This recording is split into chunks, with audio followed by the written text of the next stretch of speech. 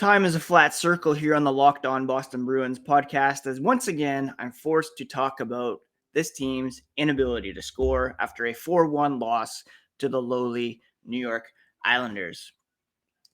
Is there any hope for this team? Let's get into it here on today's episode of Locked On Boston Bruins.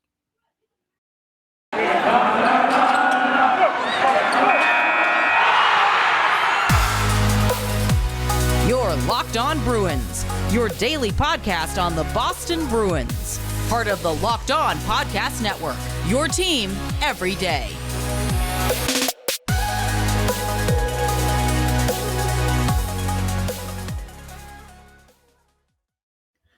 What is up, Bruins fans, and welcome back to the Locked On Boston Bruins podcast. I'm your host, Ian McLaren, and this is a daily show where we discuss all things spoke to be, as well as take a look around the NHL. Today is Friday, February 18th, and I want to thank you so much for making Locked On Boston Bruins your first listen every day. The podcast free and available on all platforms, as well as on YouTube. So please do hit that subscribe button. Each new episode will be automatically added to your feeds.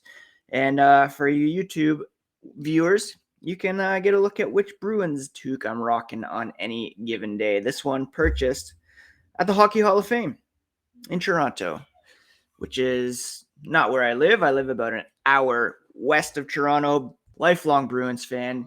Been covering this team for various outlets for 15 years, 17 years actually. And we're going to talk about last night's 4-1 disappointing loss to the New York Islanders. Forgiveness up front for any yelling you might hear in the background. It's a snow day up here, and there's quite a bit of Fortnite action going on upstairs. So the other night, the Bruins put up a valiant effort against the New York Rangers, losing in a shootout. Jeremy Swayman going toe-to-toe with Igor Shesterkin. And they had a practice in New York Wednesday, presumably had some fun around the city, gathered at UBS Arena to take on the Islanders, who are well out of the playoff picture, and they proceeded to lose by a score of 4-1, surrendering 3 goals in the third period, including an empty netter. Bruce Cassidy said the Bruins, he thought, were a better team in the first period. The Islanders, playing at home, have a lot of pride. When you don't have a good first period, usually push in the second. Happened in the Rangers game the other night. They've got to be ready for it and execute.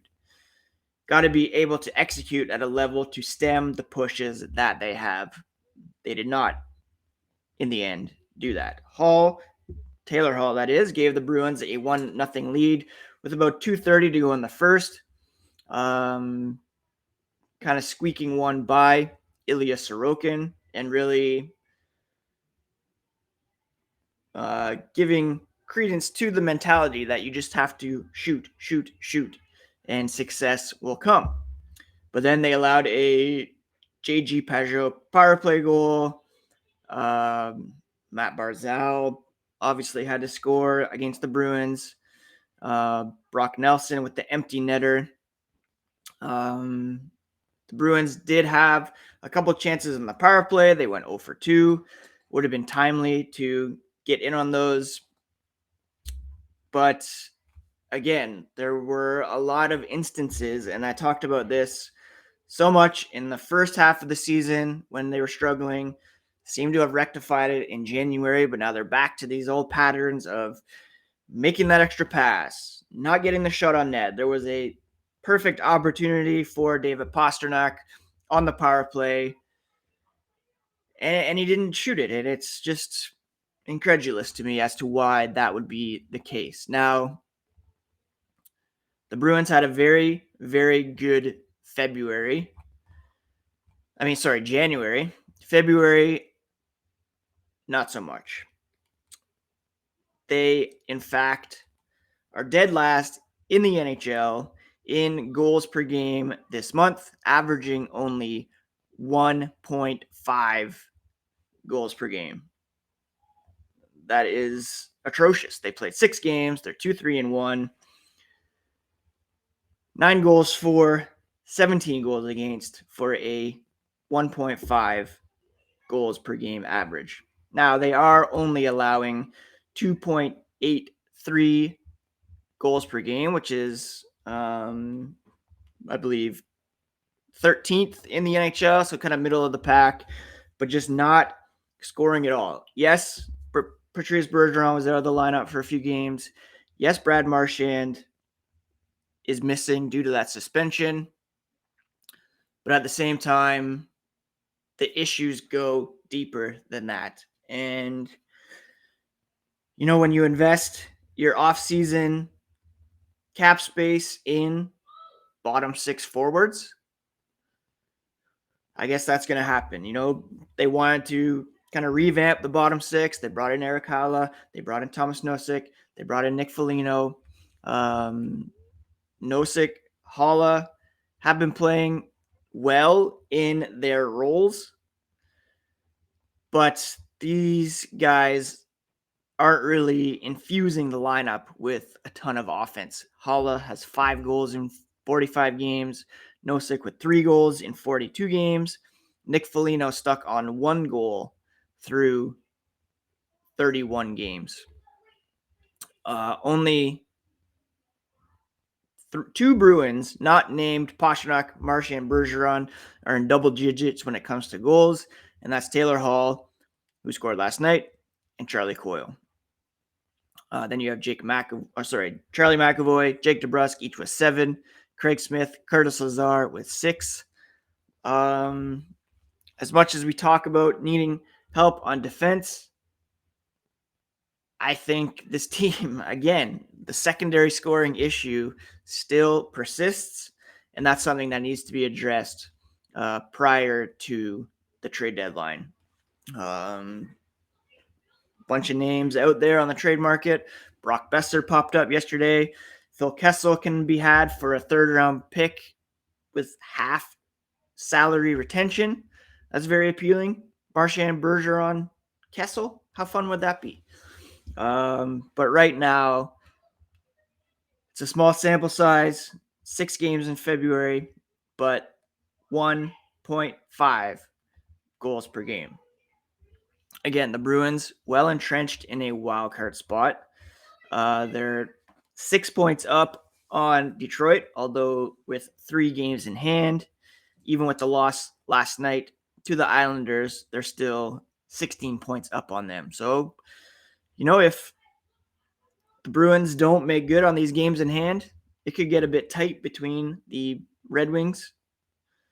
The Bruins, a +1 goal differential, which is lowest among all potential playoff teams right now. Everybody in a playoff position has a positive goal differential.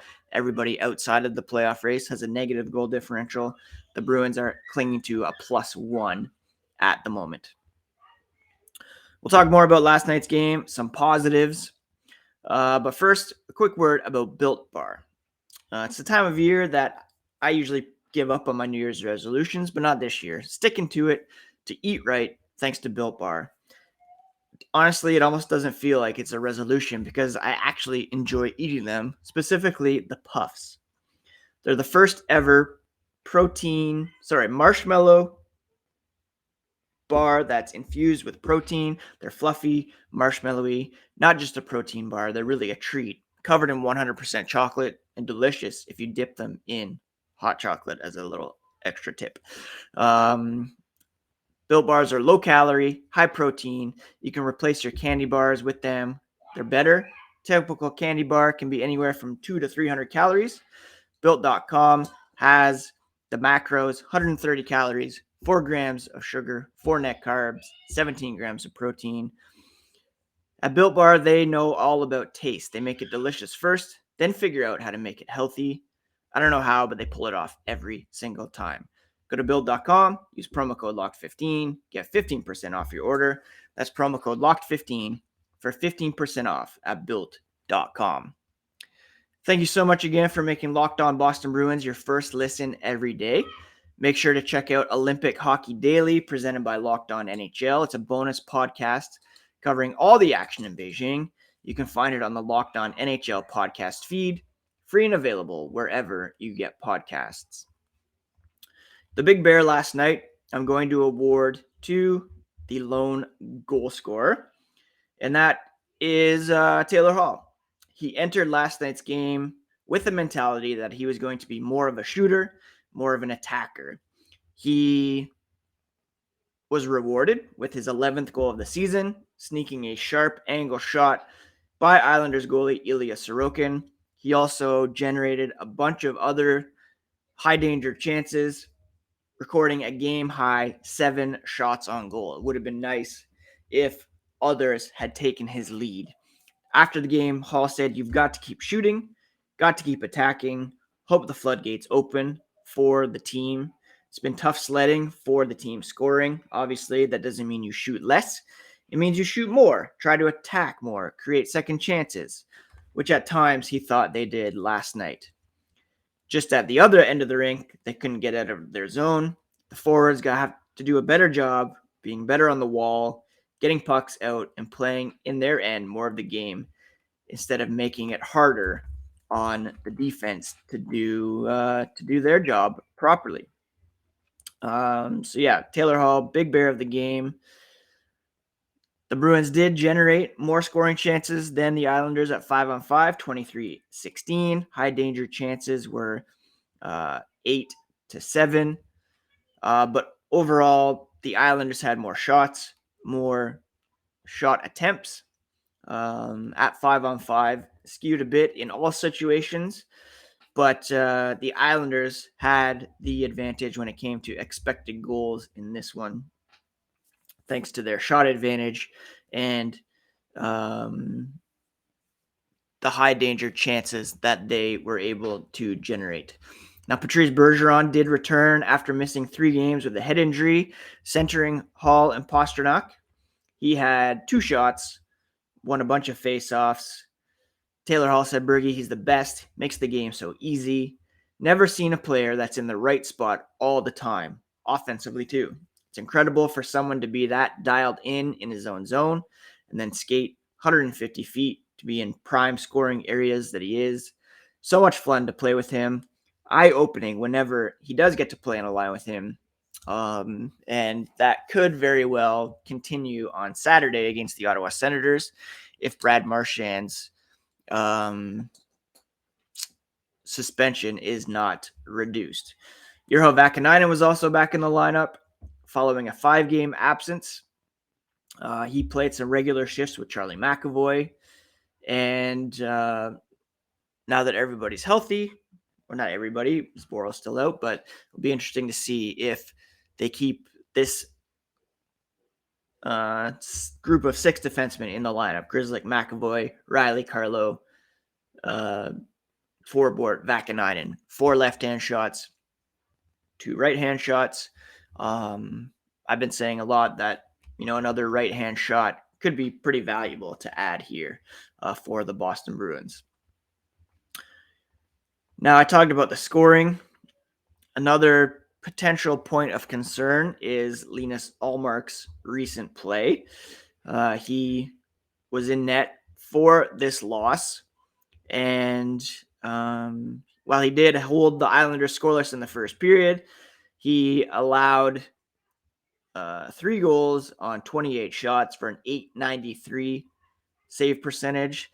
This came after allowing 6 goals against the Carolina Hurricanes last week. His start before that against Seattle, he was pretty good. But prior to that, he allowed 4 goals on 15 shots. So that's